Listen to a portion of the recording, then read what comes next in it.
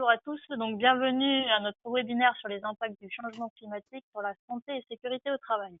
Donc, avant de démarrer la présentation, on va se présenter. Donc, je suis Mélisse Poisson, conseillère en prévention sur le centre de Genappe.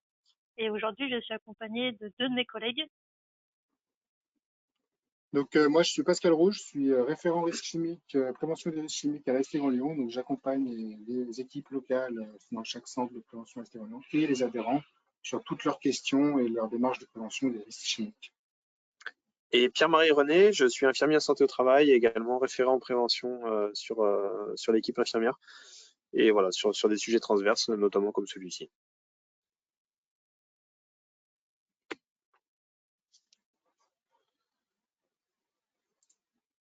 Donc, le sommaire du webinaire. Donc, on commencera par évoquer le changement climatique et la santé au travail, de quoi on parle.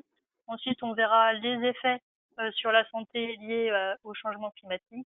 Ensuite, on verra comment prendre en compte le changement climatique dans son évaluation des risques professionnels. Et puis, on terminera par quelques exemples de mesures de prévention que vous pourrez mettre ensuite dans votre entreprise.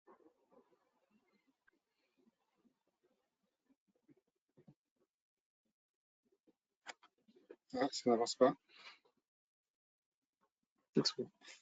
Donc, de quoi parle-t-on le changement climatique? Donc, effectivement, on le sait tous, à l'échelle mondiale, la planète se réchauffe.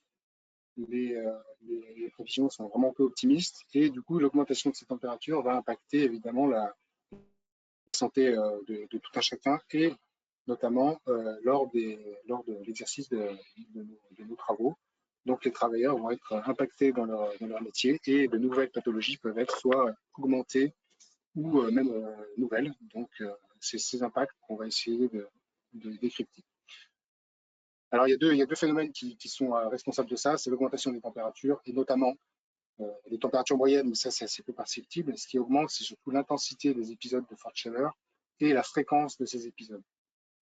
Donc, c'est là où on va être impacté. Et il y a un autre aspect qui est en général oublié, c'est les autres événements météorologiques, donc c'est comme ça qu'on les appelle. Et ça inclut les fortes pluies, notamment les fortes pluies, la grêle aussi.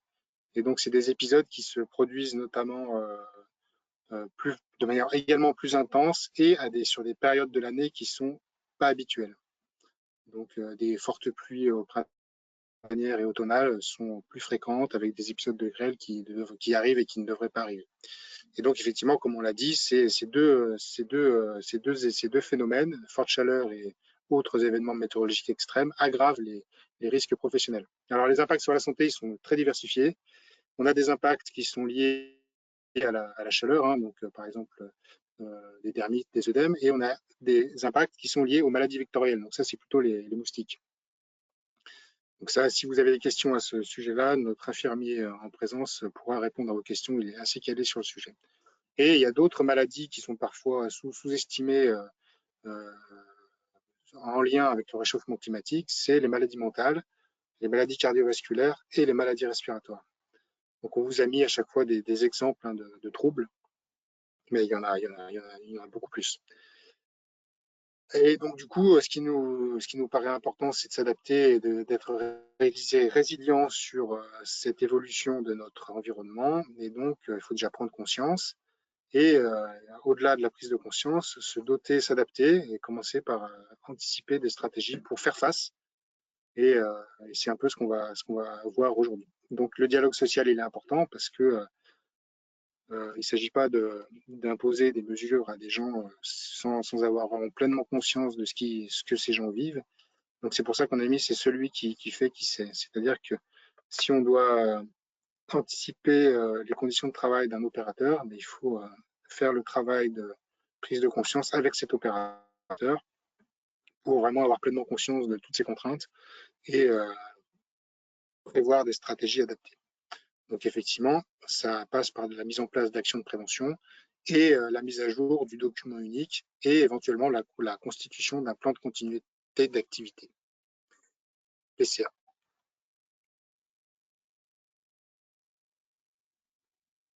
J'ai des soucis de lenteur. Je pense que Maëlys Maëlys, ça, j'arrive plus à changer les slides. Ouais, c'est un Maëlys? peu long. Ouais, c'est bon. Ok. Bon, sur le contexte climatique, là, on va passer assez rapidement, c'est des chiffres, hein. La France, elle est parmi les pays européens les plus concernés par le réchauffement climatique. Il y a beaucoup de décès, hein. On estime à 661 décès. Ah non, alors ça, on revient sur la problématique accident au travail. La France, elle est pas très performante en fait en prévention des risques professionnels. Il reste beaucoup d'accidents du travail et encore 600, plus de 2 par jour en fait. On fait environ 2 par jour. Donc c'est des résultats qu'on peut critiquer, qu'on peut mettre en avant, déjà avoir conscience. Et en parallèle de ça, la France, elle est concernée par le réchauffement climatique et notamment avec, on attend, mais ça c'est les scénarios qui sont conçus par le GIEC, et donc une hausse des températures de 4 degrés par rapport à l'ère pré-industrielle en 2100. Donc ça, notre environnement va être vraiment modifié, très impacté. À prendre conscience, pour avoir un repère, l'INRS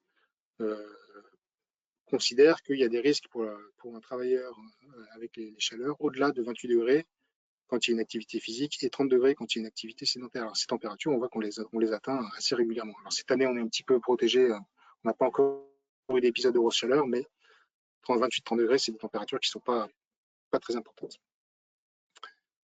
Et donc, effectivement, au niveau de la perception de ces risques, 80% des salariés indiquent se sentir concernés par ce sujet-là. Donc, il y a des actions à mener pour maintenir une activité opérationnelle satisfaisante.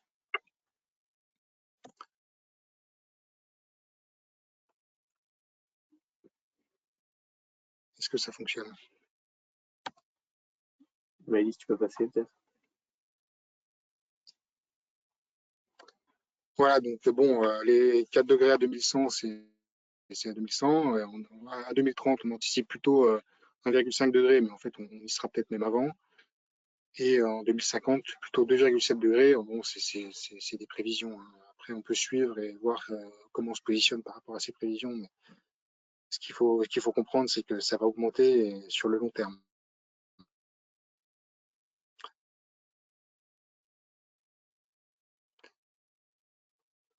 Ok, donc j'ai commencé à en parler tout à l'heure, mais effectivement, la région, la canicule, donc elle touche particulièrement la France, hein, avec des hausses qui sont généralisées sur le territoire.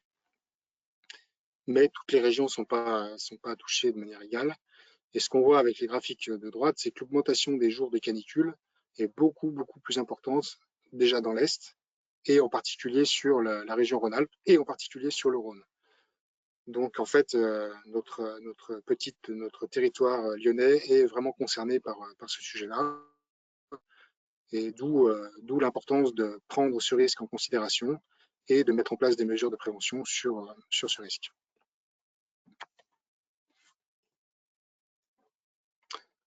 Donc au niveau des chiffres, on continue sur les chiffres. Donc ça, c'est deux graphes qui permettent de voir un petit peu l'impact sur les nombres de morts supplémentaires liés à la canicule. On voit qu'il y a deux pics, hein, en 2003 et en 2023. Et à droite, avec des températures de 43 degrés et 44 degrés. Donc on voit que c'est pas forcément la température maximale qui fait le nombre de morts, hein, mais c'est plutôt d'autres paramètres. Donc si on regarde les nombres de jours de canicule totaux, on voit qu'en 2023, il y a eu un nombre de jours total de plus de 40 jours avec 4 vagues de chaleur. Et on voit en 2003, si on compare avec 2003, qu'il y a eu beaucoup moins de jours de canicule et beaucoup moins de vagues de chaleur. 2 vagues de chaleur et 20 jours, une quinzaine de jours. Et pourtant, le nombre de morts en 2003 a été beaucoup plus important. Donc, ce qui veut bien dire que, en fait, c'est pas nécessairement le nombre de jours de canicule qui va être important, c'est pas non plus le nombre de quoique si quand même, hein, en 2023, on se rend compte que 4 vagues de chaleur, ça a augmenté significativement les morts par rapport à 2020, par exemple. Donc on voit bien que quand même, quand il y a des vagues de chaleur plus intenses et plus longues, il y a quand même une augmentation des morts. Mais ce qu'il faut retenir par rapport à 2003, parce qu'on est toujours sur des morts qui sont bien inférieurs à 2003, c'est que c'est le niveau de préparation des organisations à ce risque chaleur qui est important. D'où l'importance de mettre en place des actions de prévention. Je vais maintenant laisser la parole à Pierre-Marie René sur les métiers qui sont particulièrement impactés par ce réchauffement climatique. Donc là, on l'a vu, en fait, comme l'a présenté Pascal, en fait, je dirais que les conséquences du changement climatique, elles sont vraiment réparties de manière inéquitable, hein. On l'a vu sur le territoire, donc en région lyonnaise, on est clairement très concerné. Il y a aussi un autre facteur à prendre en compte, c'est vraiment le domaine d'activité, la nature du travail, qui va aussi impacter de manière inéquitable finalement les travailleurs. Alors, on est quand même tous d'accord que tous les travailleurs sont touchés par les conséquences du changement climatique, mais pas de manière équitable. Encore une fois, je vais prendre pour exemple, on a des travailleurs qui peuvent avoir une activité dans des milieux dans lesquels il y a déjà une température qui est assez élevée. Ça peut être en lien avec le processus de production qui le nécessite.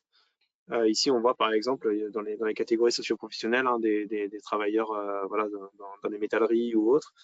Et on va aussi retrouver tous les travailleurs qui travaillent tout simplement à l'extérieur. Donc eux, par exemple, en période de canicule, ils n'ont pas le choix malheureusement que de subir les chaleurs qui sont à des températures extérieures.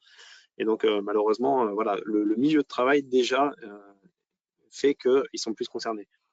On prendra aussi en compte l'activité en tant que telle, c'est-à-dire qu'il y a des activités qui nécessitent une intensité de travail ou alors un effort physique qui est plus important que d'autres et qui donc va faire que ces travailleurs sont plus concernés en cas de montée de température, notamment de forte chaleur. Ils seront plus concernés parce que plus impactés et donc plus vulnérables. Voilà. Maëlys, si tu peux passer, s'il te plaît. Là, justement, je parlais de vulnérabilité. Alors la vulnérabilité, elle, c'est une notion qui est beaucoup plus individuelle, qui est liée finalement à notre état de santé, à notre âge, à plein de facteurs. Mais c'est quand même une notion qui est vraiment à prendre en compte, à savoir qu'en fait, encore une fois, on n'est pas tous impactés de la même manière par une élévation de température du fait de notre état de santé, du fait de notre métabolisme lié à l'âge, à plein de facteurs. Donc, même si, bien sûr, on est tous d'accord qu'on subit quand même les fortes chaleurs, tout le monde le subit. On parle de personnes vulnérables, il y a un certain nombre de critères. Il y a l'âge, bien sûr. Pourquoi? Parce qu'en fait, avec l'âge, hein, on n'a pas un âge vraiment précis, mais en fait, on a une tolérance à la chaleur qui est réduite. Notre système de thermorégulation est performant. Le métabolisme est plus lent pour revenir en fait à une température normale du corps. Les femmes enceintes, par exemple, vont être plus vulnérables à la chaleur.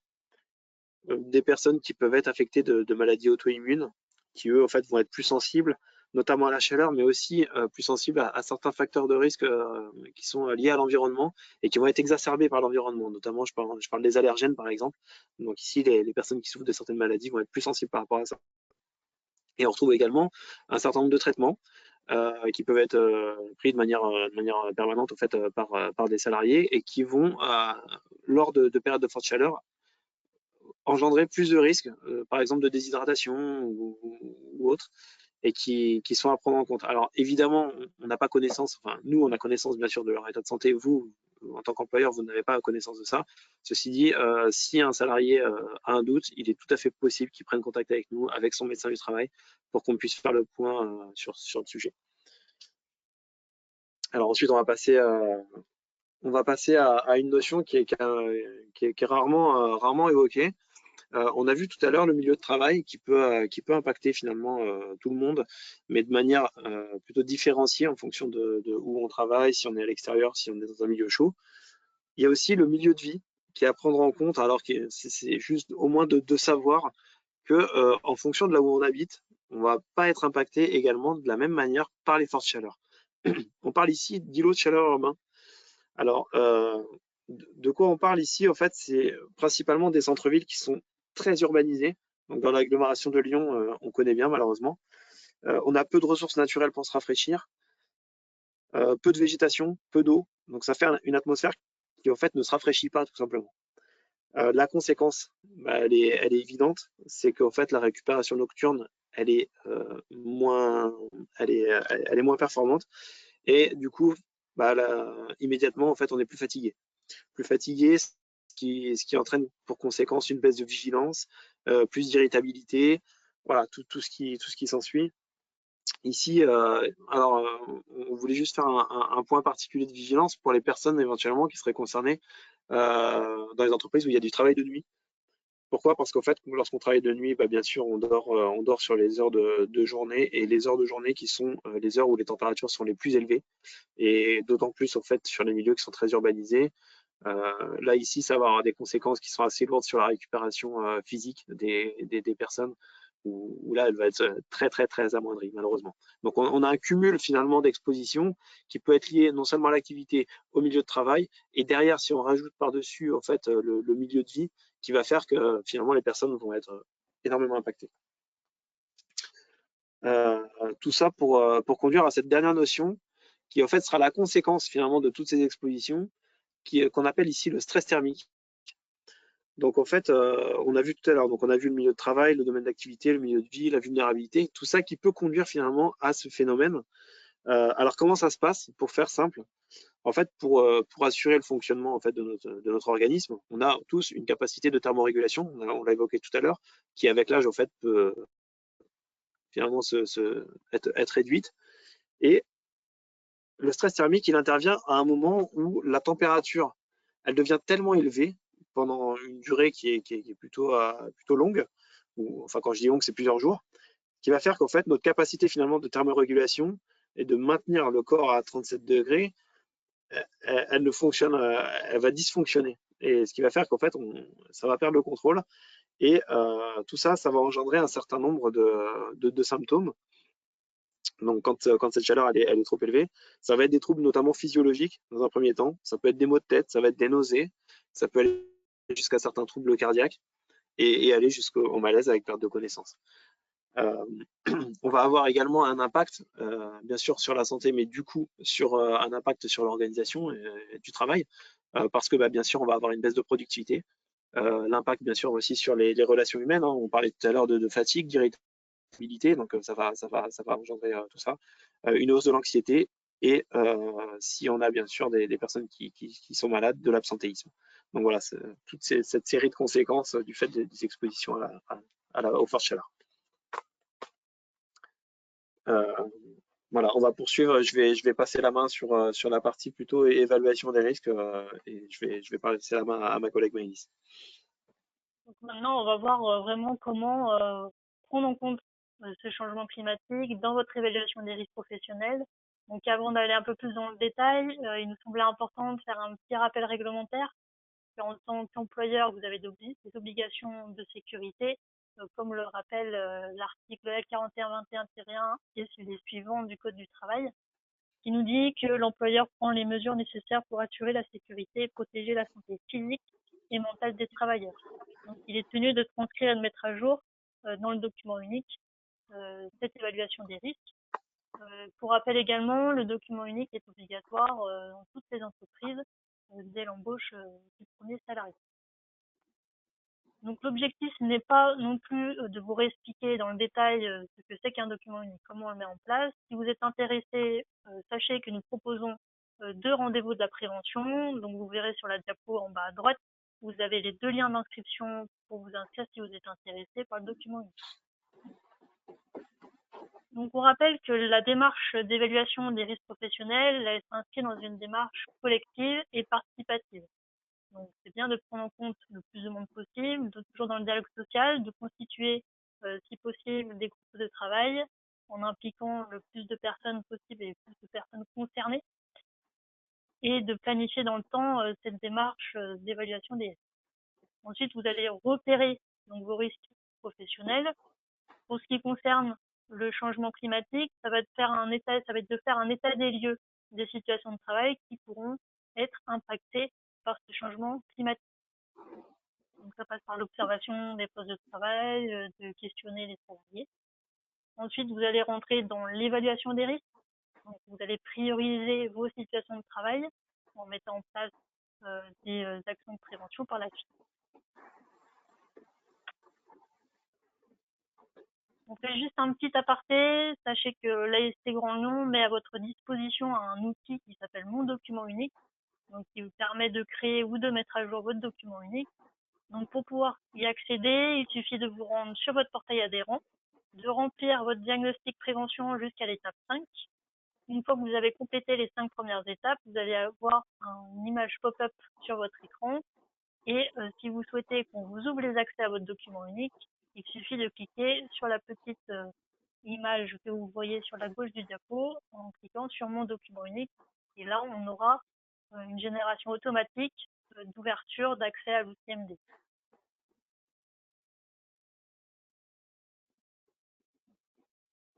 Donc, pour mettre à jour votre document unique en lien avec le changement climatique, il va falloir, dans un premier temps, identifier et évaluer vos risques qui vont être liés d'une première part au poste de travail ou à la tâche à effectuer, est-ce qu'il y a des travaux physiques, à la durée de la tâche, est-ce qu'il y a des travaux en extérieur. Ça va être d'identifier et d'évaluer les risques liés à l'organisation en fonction de vos horaires de travail, des temps de pause, de la rotation du personnel, et également identifier et évaluer les risques liés à l'aménagement des locaux.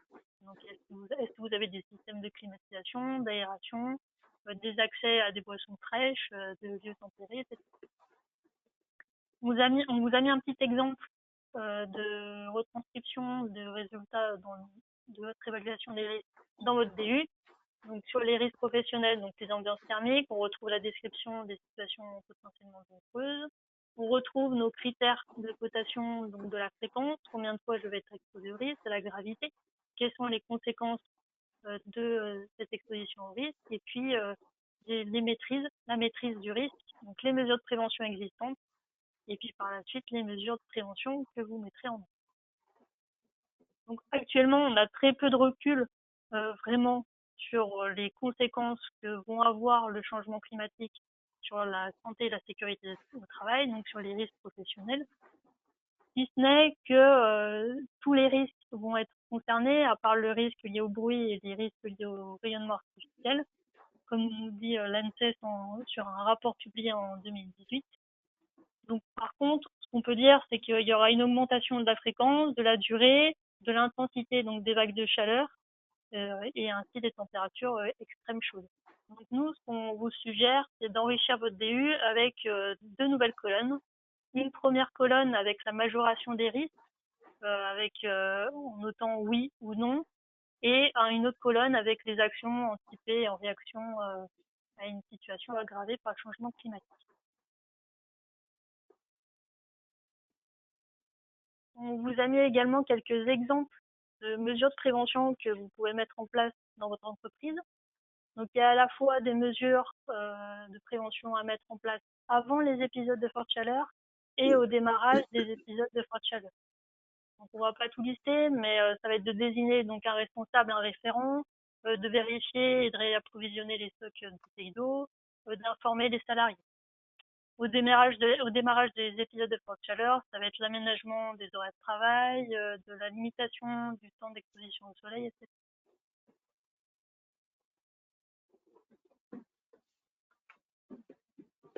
Puis on va passer maintenant à la prise en compte du changement climatique en prenant un exemple sur le risque chimique.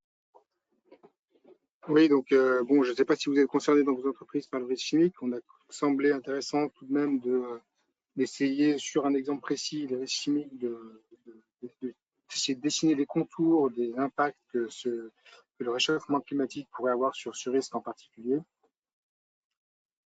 Et donc effectivement, les risques chimiques, c'est un risque qui n'est pas forcément très facile à s'emparer, mais il est matériel, c'est-à-dire que c'est un risque qui est lié à des propriétés physico-chimiques de produits, de substances, et donc pour lesquelles la température a un impact assez évident.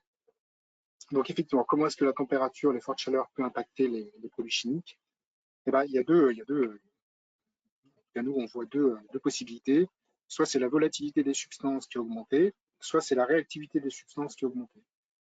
Alors on va revenir à la volatilité. Effectivement, qu'est-ce qu'on peut observer si la volatilité des substances augmente? Eh ben, on peut observer des augmentations de pression dans les contenants et on peut observer des augmentations de concentration en polluants dans les locaux.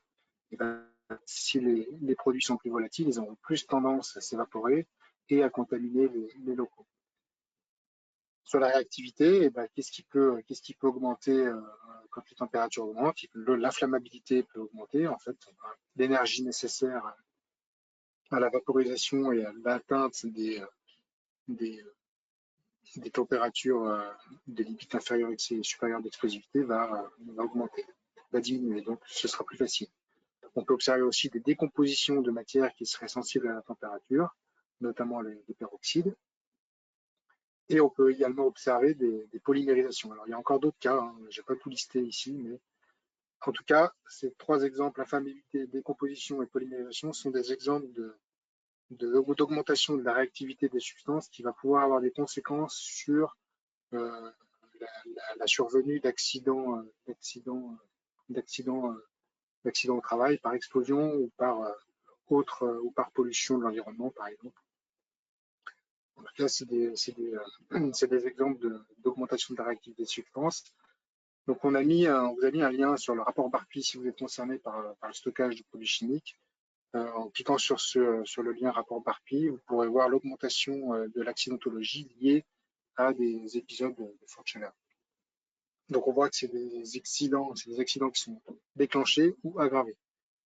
Donc ce rapport du Barpi est vraiment très intéressant, hein, et les exemples sont très instructifs avec des retours d'expérience et des analyses de causes assez détaillées pour bien comprendre qu'est-ce qui est responsable de l'accident. À savoir qu'il y a 2/3 des entreprises victimes d'un incendie qui n'arrivent pas à se remettre des conséquences financières de l'incendie. Donc la sécurité des installations vis-à-vis des risques incendies est un risque majeur pour les entreprises qui sont concernées par ce sujet-là. Quelles solutions vous pouvez mettre en place pour anticiper et prévenir ce risque? Donc, il faut reconnaître que les risques chimiques sont impactés par les fortes chaleurs et renseigner dans votre document unique cette circonstance. Repérer les substances volatiles et sensibles à la température dans votre entreprise. Une fois qu'on a fait ça, on est en mesure d'évaluer le surrisque en fonction des chaleurs anticipées ou connues, et ce, au stockage et à l'utilisation des produits chimiques. Et puis enfin, mettre en place un plan d'action adapté au surrisque. Alors, il y a plein de solutions, hein, c'est vraiment au cas par cas selon votre circonstance en entreprise, selon votre activité. Alors, ça peut être, si vous utilisez des produits volatiles, déjà de vérifier si vous respectez bien les valeurs limites d'exposition professionnelle et ajuster les équipements de protection le cas échéant. Alors, ça veut dire potentiellement sur les EPI, augmenter la capacité d'absorption de l'EPI ou bien ajuster l'EPI en termes de est-ce que l'EPI est toujours adapté à une situation de travail à 40 degrés, par exemple. Si l'EPI est trop contraignant pour être utilisé à 40 degrés, il ne sera plus utilisé et donc il y aura un défaut de protection. Donc, ce sont ces circonstances-là qu'il faut analyser, repérer et traiter. Donc, le DRPCE, c'est aussi c'est le document de risque contre les risques d'explosion. Si vous êtes exposé à des atmosphères explosives, donc vous devez actualiser et prendre en compte dans votre DRPCE les situations de forte chaleur. Vous pouvez, ce qui est important, c'est au niveau du stockage, c'est de sécuriser le stockage et de garantir que la température n'excède pas 30 degrés. Effectivement, dans le rapport du Barpi, si vous allez consulter, vous pourrez voir qu'il y a des accidents qui ont eu lieu du fait d'une polymérisation et un échauffement à l'intérieur du bidon et du fût, et que le fût a ensuite explosé, et l'explosion de ce fût a déclenché un incendie en chaîne dans tout le local de stockage. Donc voilà, et ça, là, dans la cause qui est évoquée suite à l'analyse des causes, c'est un échauffement à l'intérieur du bidon à une température supérieure à 30 degrés. Donc, dès les températures de 30 degrés, le stockage est à questionner. Voilà. Et enfin, là, une mesure qui est aussi possible, elle apparaît pas forcément très bien sur notre diaporama, c'est la réorganisation du travail. C'est-à-dire que si vous exposez, vous n'avez pas de solution pour diminuer l'exposition de vos salariés, peut-être que c'est de prévoir des plages temporaires dans la journée pour effectuer certaines tâches qui doivent être faites, mais qui exposent les salariés de manière non raisonnable. Donc réduire le temps d'exposition sur ces tâches lors des épisodes de forte chaleur. Voilà, pour les risques chimiques. Donc, si vous voulez aller plus loin, sachez que vous pouvez retrouver des documents et affiches sur notre site internet. Donc, vous retrouverez le lien d'accès sur cette diapo. On vous enverra également, en même temps que la présentation du webinaire, une checklist de prévention des épisodes de forte chaleur, dans lequel vous pourrez faire un état des lieux de votre maîtrise du risque et ce qui vous permettra également par la suite d'alimenter votre document unique. Donc, on en a terminé avec la présentation. Nous espérons qu'elle a répondu à vos attentes. On va procéder maintenant à l'ouverture des micros pour savoir si vous avez des questions. N'hésitez pas à prendre la parole.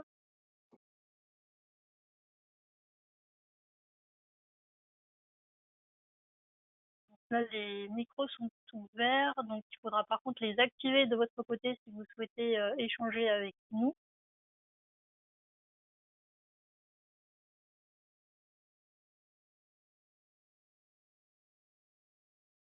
Si vous avez des questions, vous pouvez aussi lever la main. On peut vous.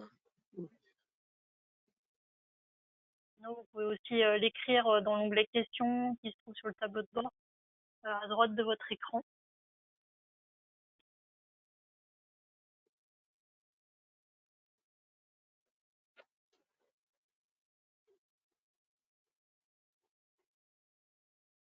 Bon, bah, écoutez, si vous n'avez pas de questions, on va pouvoir clôturer le webinaire.